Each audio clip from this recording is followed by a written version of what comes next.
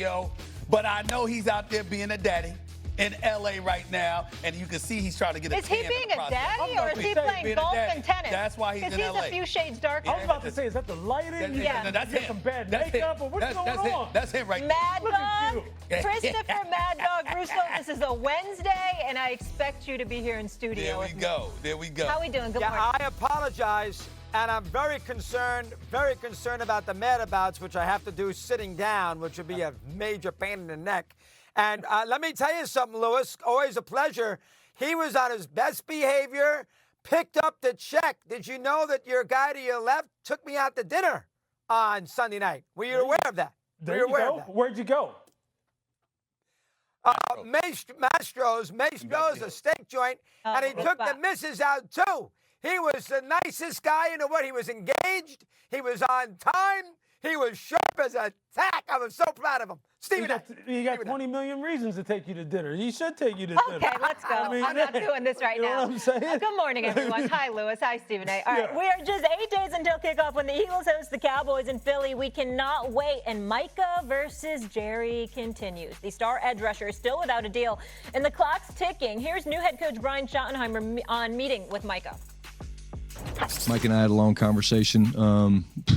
Probably talked for an hour about a lot of different things and addressed a number of different issues and things like that. And at this point, I'm going to keep that between he and I. But we had a very, very good conversation. At the end of the day, as soon as he can get out there, that's great. But again, there'll be a ramp up plan for him. And when he lines up out there to play, do I think he would play 75 plays in every play? Probably not. I don't think that that's real.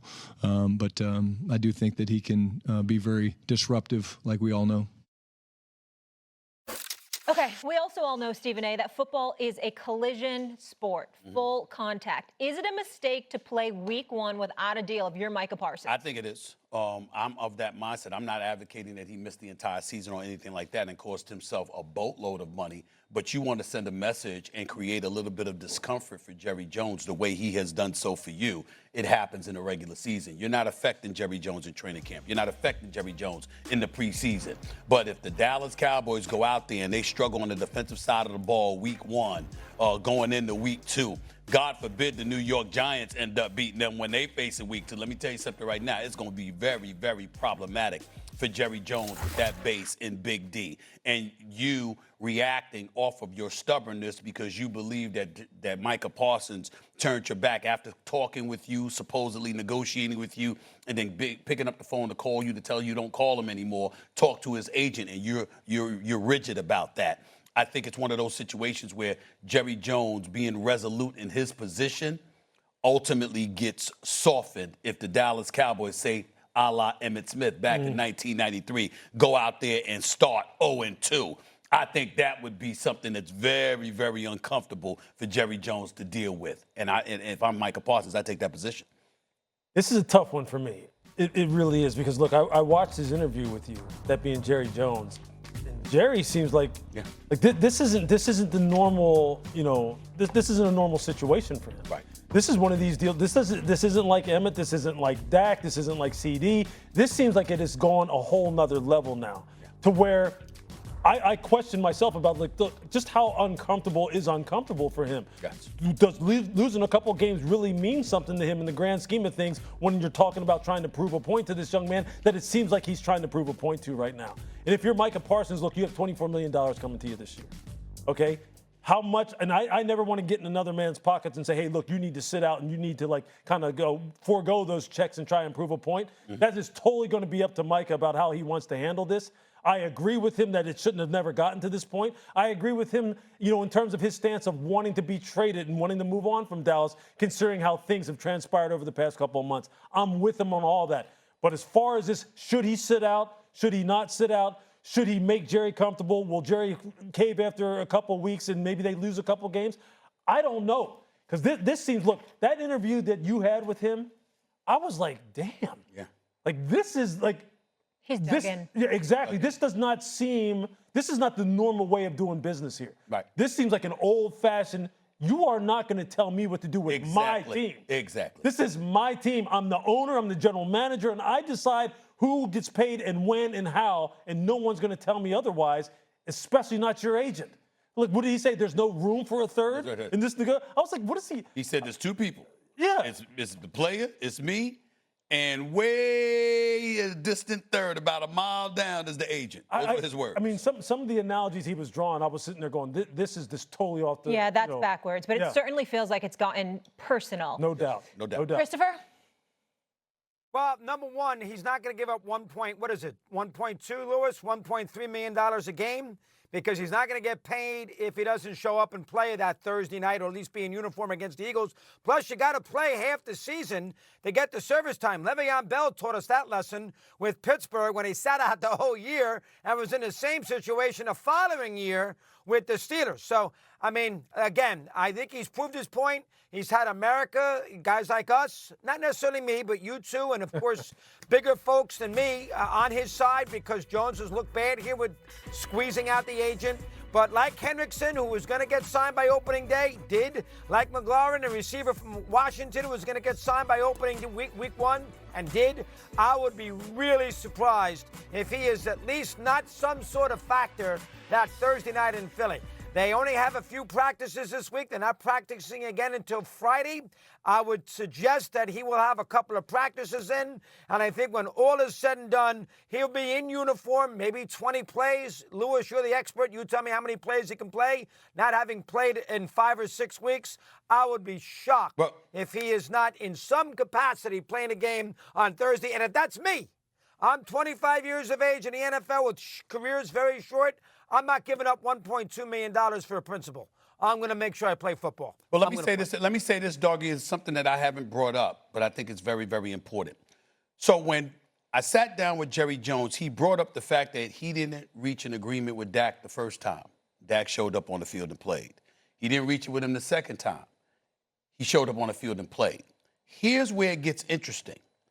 If you're Micah Parsons, you could look at it and say, even after Dak got hurt, Jerry turned around and paid him. Mm-hmm. Remember that contract, that $160 million that Dak Prescott got, 4 years, $160 million. That was after Dak Prescott got hurt against the Giants. Argue he takes so care what of players. Jerry could say is, look at my history. I take care of my guys that are worthy of being taken care of. How dare you not trust me?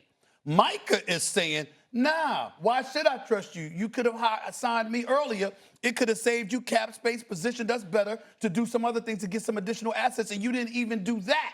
So it's really interesting, the juxtaposition, because if you're Micah, or you could take the position, I did see him take care of Dak. So Lewis, I got on the if that was you and you're in Micah's shoes and you could, God forbid, tear an Achilles, anything could happen, right? Yeah. Would you go out there and play without a deal?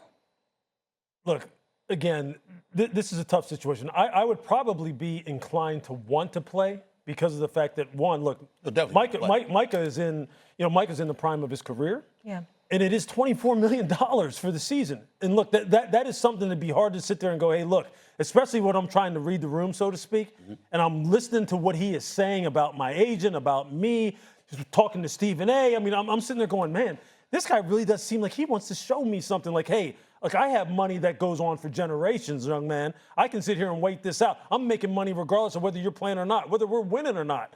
I'm winning. And so for Micah, it's one of those, it's the worst position to be in. It's the absolute, for him, it's got to be freaking agonizing that this is a guy who brought him in, obviously has shown the desire to want to go ahead and extend him.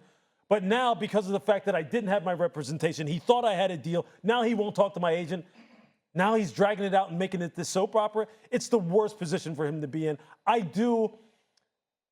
If I was laying odds on this, I would expect, I don't know. I think Micah will play. Yeah. I do. Yeah. And it's not because I believe he should or shouldn't. Right.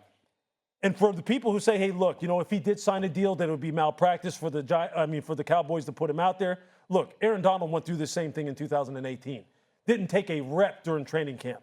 Signed the day after the last preseason game. Signs a record-setting contract, and then what does he do? He goes out and has 20 sacks and leads his team to the Super Bowl. I don't know what Micah's doing as far as this preparation compared to what Aaron did in 2018, but it can be done. It can be done that you're still effective once you get on the field. What do you think the chances prior to the season opener, we have breaking news that a deal's done? Put a percentage on it, just your gut. I would tell you about 25%.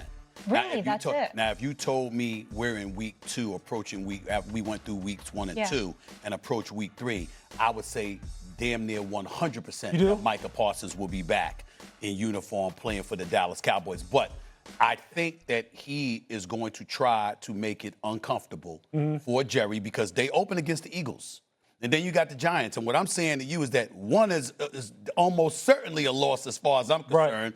And the other could potentially be a loss. And if you find yourself in an 0-2 hole, being reminiscent of when Emmitt Smith, even though you didn't come off a Super Bowl, remember, Jerry Jones did this to Emmitt Smith after Emmitt Smith had won the Super Bowl. 1,700 plus yards, led the league. 18 touchdowns, led the league. Was third in the league for MVP voting. And Jerry Jones did that to him in 1993. Jerry is reflective. Why is this relevant? Jerry's reflective, doggy, on all of this. He is looking at stuff and he's remembering what he did in the 80s and the 90s. I'm talking about even before the Cowboys. He's telling me stories about how, listen, Jerry Jones said during the interview that his wife was worried about him harming himself because how much he was struggling prior to owning the Dallas Cowboys because he had taken such a risk. He was losing money, and when he first took over the Cowboys, he had not one, not two, but 3 $1 billion lawsuits against him. He was in an incredible, incredible hole. Jerry still reflects on that stuff to this day and saying, what I went through to build this franchise, and you think you going to come and tell me what to do? This is what's in his mind. All right, I got to get a break. And Mad Dog, last word here real quick. Boy, Jerry Jones has had a great summer. Cocktails all over the place in Oxnard there with his team. We talk about him every day at the top of the show. He's got that series, that dopey series I could care less about on Netflix, which everybody who likes the Cowboys is going crazy. He is flying. Jerry Jones only had thing a that great. ain't dopey with doggy We are is doing Timothy exactly Kamala. what he wants. We're feeding into it, Mad Dog. We're aware. Let's not draw attention to Can I it. ask Stephen A. one question, though? When you say you think that that Micah will be playing come week 2 or 3, do you think he'll be playing under his current contract? Yes. Or do you think so you don't think he'll be a new deal will be done? I think Jerry is hardcore to the point where Jerry would rather pay him the second he relents and comes back as opposed to paying him to come back. Sounds like a lot of pride involved in that. I got to go. It's something to span 24 hours. I'll leave you with this. So our analytics only gives Dallas a 35% chance to make the playoffs.